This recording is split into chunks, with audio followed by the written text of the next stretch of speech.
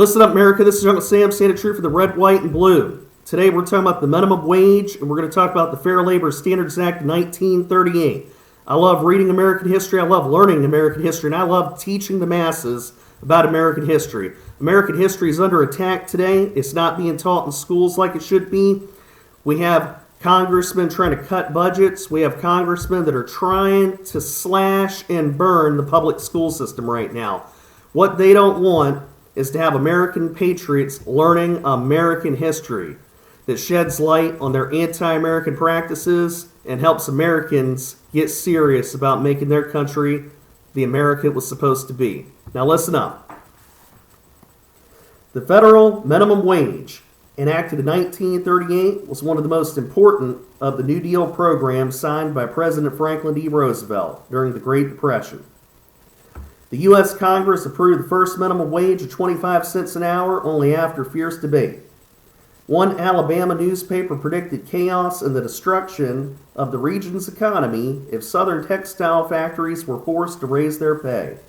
As Roosevelt hoped, however, the minimum wage had an immediate impact on the American economy, raising the income level of about 750,000 workers while causing minimal job loss. Raised repeatedly in the 7 decades since, the minimum wage is now widely considered one of the government's fundamental economic guarantees to workers.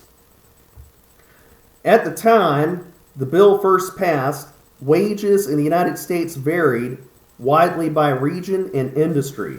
Southern textile mills were particularly notorious for their low hourly pay, while in other parts of the country, such as California, most workers already made more than 25 cents an hour. Roosevelt proposed the minimum wage law partly as a matter of simple economic fairness, but also as a way to give consumers more money to pump back into the economy, which in 1938 was still struggling to shake off the Depression.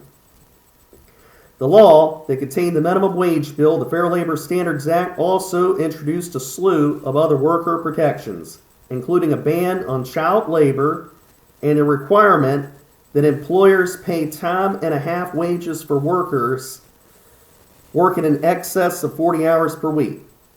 Modified several times since its first passage, the minimum wage bill is one of the main legacies of the New Deal and continues to regulate how American workers are treated by their employers. The minimum wage reached $1 in 1956 and has been raised periodically over the years. Under legislation signed into law in 2007, the minimum wage went up to $5.85 and was scheduled to rise further in increments through 2009 to reach $7.25 per hour. In recent years, however, many individual states have raised the minimum wage beyond the federal minimum, replicating the regional imbalances that helped spur the passage of the act in the first place. Patriots, the Minimum Wage Act of 1938, called the Fair Labor Standards Act of 1938, is one of the very most important pieces of legislation ever passed. In fact, it has opponents today. There are corporate cronies, anti-American sellouts, predatory capitalists that hate and despise the American dream. They hate and despise the American way of life. They literally want to turn America back in some kind of neo-feudal state where you had lords and you had peasants. And right now we see the vanishing middle class, we see the vanishing American way of life, we see people all over America that are mathematically proven to be underpaid, paid less today than they were 20 years ago or 30 years ago. It's anti-American to the core. Don't ever allow your fellow patriots to believe that we don't need a minimum wage and wages don't need to go up.